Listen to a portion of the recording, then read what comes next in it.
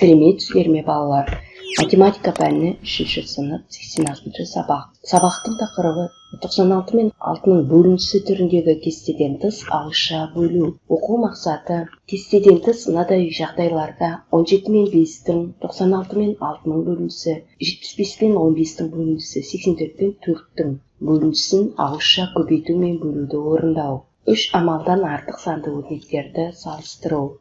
Сабақтың мақсаты 96 мен 6 бөлінісі түріндегі ауызша бөлуді орындап үйренесің. Балалар, назарымызды сабаққа аударайық. 96 мен 6 санын бөліп үйренеміз. Ол үшін 2 таңбалы немесе 3 таңбалы сандарды 1 таңбалы санға бөлу үшін оның әрқайсысы осы санға бөлінетін ыңғайлы қосылғыштардың қосындысы түрінде жазуға болады. Содан кейін қосындыны санға бөлу ережесін қолданамыз. 96-ны 60 пен 36-ның қосындысы деп аламыз. 60-ты 6-ға бөлеміз, қосу 36-ны 6-ға бөлеміз. 60-ты 6-ға бөлсек 10 шығады, 36-ны 6-ға бөлгенде 6 шығады. Мәні 16-ға тең. Қосындыны санға бөлу үшін әрбір қосылғышты санға бөліп, шыққан бөлігінің мәндерін қосамыз. Бірінші мысал. Өрнектің мәнін тауып, картиналар қандай жанрда салынғанын анықта. 25 пен 9-тың көбейтіндісі 225-ке тең. Әуезовтің портретін көріп тұрмыз.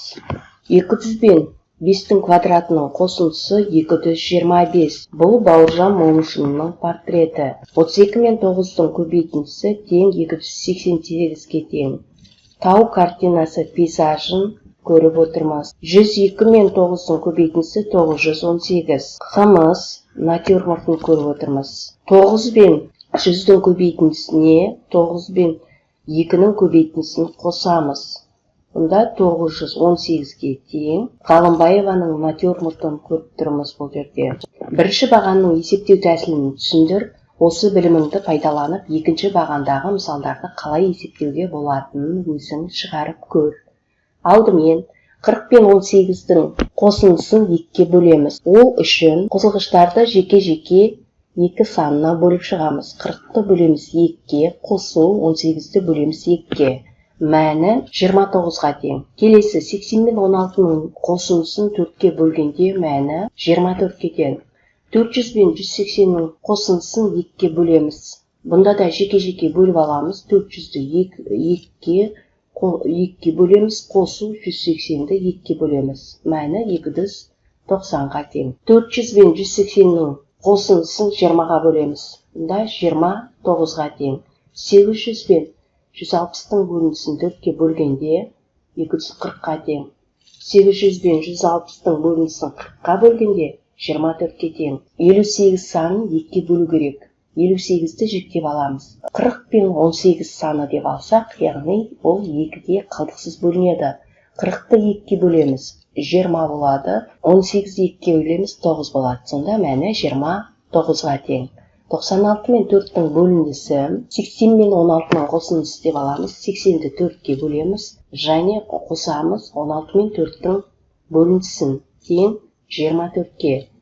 580 мен 2-ның бөліндісі тең 290-ға. 580 мен 20-ның бөліндісі 29-ға тең. 960 пен 4-тің бөліндісі 240-ға тең. 960 пен 40-тың бөліндісі 24-ке тең. Өрнектер берілген екен, осы өрнектердің мәндерін табасыздар. 56 мен 2-ның бөліндісі тең, яғни бұны да жіктеп аламыз. 40 пен 2-ның бөліндісі қосу 16 мен 2-ның бөліндісі тең 28-ге. 42 мен 3-тің бөліндісі 14-ке тең. 78 пен 6-ның бөліндісі 13-ке тең. 560 пен 2-ның бөліндісі 280-ге тең. 420 мен 3-тің бөліндісі 140-қа, 780 мен 6-ның бөліндісі 130-ға тең. 560 пен 20-ның бөліндісі 28-ге, 420 мен 30-тың бөліндісі 14-ке тең. 780 мен 60-тың бөліндісі 13-ке тең. Міне, балалар, сіздерге шығарылу жолдарын бәрін түсіндіріп қойдым. Осы жерден қарап алсаңыздар болады. Дескриптор разрядты қосылғыштарға жүктейді, өрнектің мәнін табады. Яғни осындай етіп, сіздер жүктеп, өрнектің мәнін толық тапқан болсаңыздар, 2 балмен бағаланасыздар. Бұл жерде 3 амалдан артық сандық өрнектер берілген екен. Осы сандық өрнектерді бір-бірімен салыстырамыз. Балалар, міне сіздерге көрсетіп қойдым. Дескриптор өрнектерді салыстырады, 2 ұпаймен бағаланасыздар. Жұппен жұмыс, қалдықпен бөлуді орында және тексер. 7 мен 2-нің бөлінісі 7-нің ішінде 2-3 қайтара кездеседі. Яғни 3, қалдық 1. Тексеру үшін бөліндінің мәні 3 болса, сол 3-ті бөлгішке көбейтеміз. Бөлгішіміз 2. Қалдықты оған қосамыз. Сонда 7-ге тең болады. Келесі 6 мен 5-тің бөліндісі 1, қалдық 1. 1-ді 5-ке көбейтеміз, оған 1-ді қосамыз, 6-ға тең. Мұны келесісін де өздеріңіз осындай қылып, жақсы етіп шығарасыздар. Яғни сіздер бұл жерде қалдықпен бөлуді орындайсыздар, шешуін тексеретін боласыздар. Бұл жерде қарындаштарды қораптарға бөліп салуға көмектесуіміз керек. Ол үшін не істейміз? Қарындаштардың саны 23, бір қораптың сыйымдылығы 5, қораптың саны қанша, қалдық қанша екенін табуымыз керек. Ол үшін 23-ті бөлеміз 5-ке. 23-ті 5-ке бөлсек 4, 3 қалдық қалады. 19-ті 4-ке бөлеміз 4, 3 қалдық қалады. 57-ні 7-ге бөлеміз 8, 1 қалдық қалады. 80, 9-ға бөлеміз 8, 8 қалдық қалады. 45-ті 6-ға бөлеміз 7, 3 қалдық қалады. Және оны тексересіздер, балалар. Қарындаштардың санын тап. Бұл жерде қарындаштардың саны белгісіз, бір қораптың сыйымдылығы 5, қораптың саны 8, қалдық 3. Қарындаштардың санын қалай табамыз? Ол үшін 5-ті 8-ге көбейтеміз, 40 болады, 40-қа 3-ті қосамыз, 43 болады. Яғни қарындаштардың саны 43. Балалар, өздеріңіз орындайсыздар. 9-ды 10-ға көбейтіп, оған 8-ді қосасыз. Сонда қарындаштардың саны қанша екені шығады. Мына жерде сіздерге түсінікті қылып жазып қойған, көрсетіліп тұр. Соған қарай отырып, өздеріңіз түсініп алып шығаратын боласыздар. Дескриптор қалдықпен бөлуді қатесіз орындайды. Егер де осы тапсырманы қатесіз орындаған жағдайда сіздер 2 ұпаймен бағаланасыздар. Есептерді әртүрлі тәсілмен шығар. Сурет үйірмесіне 3-ші сыныптан 8 оқушы және 4-ші сыныптан 12 оқушы келді. Олардың әрқайсысына 6 құтыдан гуаш болды. Оқушыларда барлығы қанша құты гуаш болды? Алдымен есебіміздің шартын құрып аламыз. 3-ші сыныптан 8 оқушы келген, 4-ші сыныптан 12 оқушы келген екен.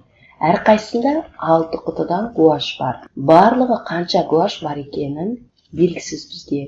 Ол үшін шешуін табамыз. Шешуді 2 тәсіл арқылы табатын боламыз. Алдымен 8 пен 2-нің қосындысын көбейтеміз 6-ға. 8 пен 2-нің қосындысын 6-ға көбейтеміз тең.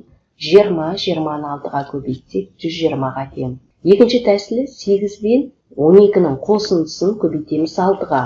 Бұл жерге қосылғыштарды жеке-жеке 6-ға көбейтіп аламыз. 8-ді көбейтеміз 6-ға, қосу 12-ні 6-ға көбейтеміз. Тең 120-ға. Жауабы, оқушыларда барлығы 120 құты гуаш бар екен. Дескриптор есептің шартын құрады, шешуін әртүрлі тәсілмен шығарады, жауабын жазады. Егер де осы тапсырманы мұқият орындаған болсаңыздар, балалар, 2 балмен бағаланасыздар. Музейдің бір көрме залында 25 картина және 12 мүсін орналастыруға болады. Осындай 5 залға қанша картина мен мүсін орналастыруға болады? Картина 25 дана, мүсін 12 дана. Картина мен мүсінді орналастыру керек.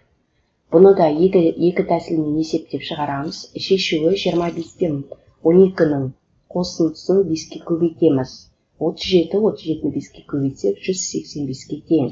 Екінші тәсілі 25 пен 12-ні көбейтеміз 5-ке. Қосылғыштарды жеке-жеке көбейтіп шығамыз 5-ке. 25-ті 5-ке көбейтеміз, қосу 12-ні 5-ке. 185. Жауабы 185 картина мен мүсін орналастыруға болады. Өз бетімен жұмыс.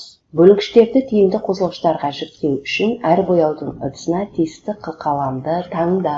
Яғни 84-ті бөлеміз 7-ге, тең 70-ті бөлеміз 7-ге, қосу 14-ті бөлеміз 7-ге, тең 12-ге.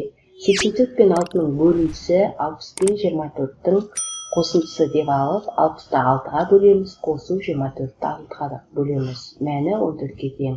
Сандардың арасында жақша мен амалдар таңбасын қой дейді. Мына жерде бірнеше сандар берілген.